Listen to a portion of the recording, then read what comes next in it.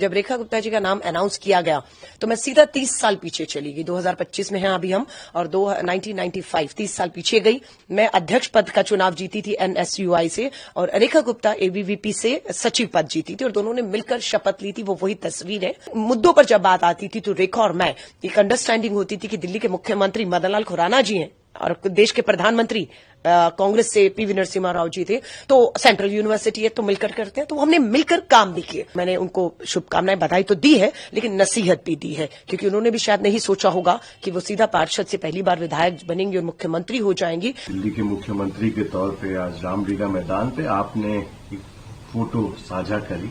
पुराना नाता है आपका, और आप जानती हैं रेखा गुप्ता जी को, उसके बारे में बताएं। और अब दिल्ली की मुख्यमंत्री बनने जा रही हैं, कैसे?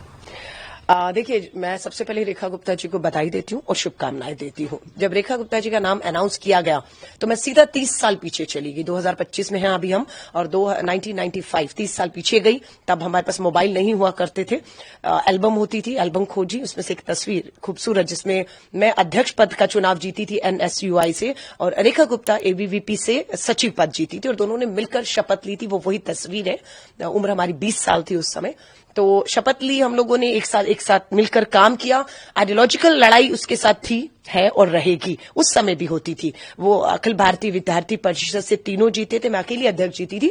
तो आरएसएस के लोगों को लाना, लेक्चर करवाना उस विचारधारा को, जिसका हम बिल्कुल विरोध में खड़े रहते हैं, खड़े हैं। हम गांधीयन को, आइडियोलॉजी के लोगों को लाकर हमारे अपना लड़ाई जो है एक संघर्ष रहता था।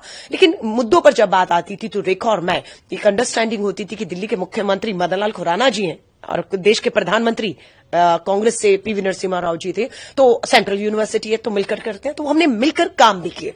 साल बहुत नहीं होता है, हमें अपनी कैंपस, मैं खुद साइंस स्टूडेंट थी, अपनी लेबोरेटरी लैब से फुर्सत नहीं मिलती थी, फिर एक साल में बहुत कुछ करना था, लेकिन ये कि हम कर पाए। रेखा उस समय भी बहुत एग्रेसिव थी, क्योंकि वही आरएसएस एबीवीपी वाला एग्रेशन जो हमने पार्षद के तौर पर, उनका एक वीडियो मेरे सामने सुबह आया, क्योंकि वो जब पार्षद रही तो मैं कभी पार्षद नहीं रही, तो एक हाउस में हमें बैठने का मौका दोबारा नहीं मिला।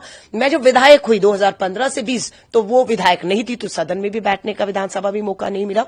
अब वो पहली बार विधायक बनी है, लेकिन उनका जो वीडियो मैंने देखा तो मैंने उनको शुभकामनाएं बधाई तो दी है, लेकिन नसीहत भी दी है, क्योंकि उन्होंने भी शायद नहीं सोचा होगा कि वो सीधा पार्षद से पहली बार विधायक बनेंगी और मुख्यमंत्री हो जाएंगी। लेकिन सदन में जो उनका आचरण है, अगर मुख्यमंत्री के तौर पर विपक्ष में कोई ऐसा करेगा तो वो अब क्या करेंगे, क्योंकि उन्होंने पार्षद रहते हुए सरकारी संपत्ति को नुकसान पहुंचाया, माइक, पोडियम सब तोड़ा, वो आज वायरल वीडियो है। सो मैंने उनको नसीहत दी है कि अब ये जो चीजें आपका पीछा नहीं छोड़ेंगी, चैलेंज अंदर और बाहर दोनों रहेगा। मैं महिला कांग्रेस की राष्ट्रीय अध्यक्ष हूं और दिल्ली मेरी है। मैं बार बार कहती हूं, दिल्ली में बेटियों की सुरक्षा, महिलाओं की सुरक्षा एक महिला मुख्यमंत्री की प्राथमिकताओं पर होनी चाहिए। रेखा जी मुख्यमंत्री हो गई हैं, स्वाभाविक है उन्हें पूरी सुरक्षा मिल जाएगी, लेकिन उनकी प्राथमिकताओं पर दिल्ली की हर बेटी की सुरक्षा होनी चाहिए। अगर वो उस दिशा में काम करेंगी, महिला कांग्रेस के राष्ट्रीय अध्यक्ष होने के नाते पूरा समर्थन, सहयोग हर तरीके से मिलेगा। महिला आयोग की नई अध्यक्ष भी नियुक्त करनी होगी उन्हें, और अगर कहीं लगेगा कि वो चूक रही हैं तो हम पीछा नहीं छोड़ेंगे। मुझे याद है शीला दीक्षित जी को निर्भया के मुद्दे पर, महिला मुख्यमंत्री थी, घेरा गया था, पूरा बदनाम किया गया था, लेकिन आज हम बहुत आगे निकल चुके हैं। आज कोई इफ एंड बट नहीं, केंद्र में उनकी सरकार, गृह मंत्री, पुलिस, एलजी सब उनके हाथ में है, और वो कर सकती हैं, करेंगी तो बेहतर है, क्योंकि वो कामयाब होंगी तो दिल्ली कामयाब होगी, क्योंकि मुख्यमंत्री हैं। वो फेल होंगी तो मेरी दिल्ली फेल होगी। लेकिन चुनौतियां उनको अंदर ज्यादा रहेंगी, बाहर से मुझे लगता है की तुलना में। हाँ, काम नहीं करेंगी तो शायद लगता है कि ज्यादा चुनौतियां उनके पास होंगी। उनसे जो पूछा गया जब वो इलेक्ट हुई, उनसे उन्होंने कहा कि उनकी एक स्टोरी, एक इंस्पिरेशन स्टोरी हो सकती है कि एक मिडिल क्लास लड़की टॉप लीडरशिप पे अब सीएम बनने जा रही है। आपकी भी जर्नी सही रही है, आप कनेक्टेड भी रहे हैं उनसे, मिले भी हैं, इतने साल काम भी किया है। आपकी उम्मीदें क्या रहेंगी, क्योंकि एक महिला विंग की आप चीफ हैं कांग्रेस की, कैसे आप देखती हैं, क्या उम्मीदें रहेंगी? आपकी प्राथमिकता आपने अभी बताई, और क्या उम्मीद रहेंगी, क्योंकि आपने क्लोजली उनके साथ काम भी किया है।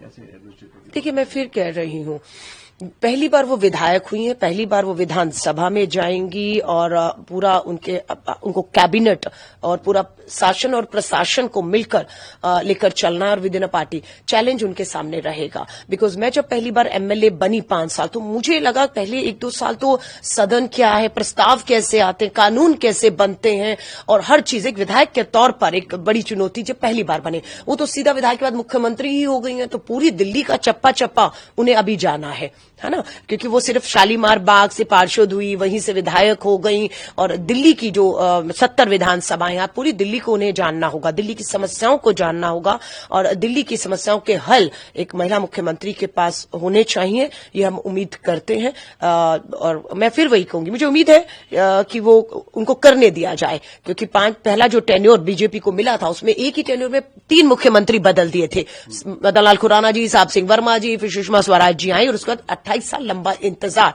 क्योंकि सत्ता की लड़ाई। अब वो रेखा जी को मौका मिला है, लेकिन अब प्रवेश वर्मा जी बिल्कुल उनका मुंह उतरा हुआ है। विजेंद्र गुप्ता जी तो 10 साल लीडर विपक्ष, वो ही लड़ते रहे आम आदमी पार्टी की सरकार के सामने, वो अभी नहीं है कहीं। और जिस तरीके से जो है आशीष सूद हो या सिरसा हो, पहली बार मंत्री हो रहे हैं, सो अनुभव बीच में आएगा और काम करने दिया जाए, या दिल्ली की सरकार केंद्र से चलेगी, फैसले वहां होंगे, सिर्फ मोहर लगेगी, ये सब आने वाला समय बताएगा उनके फैसलों में।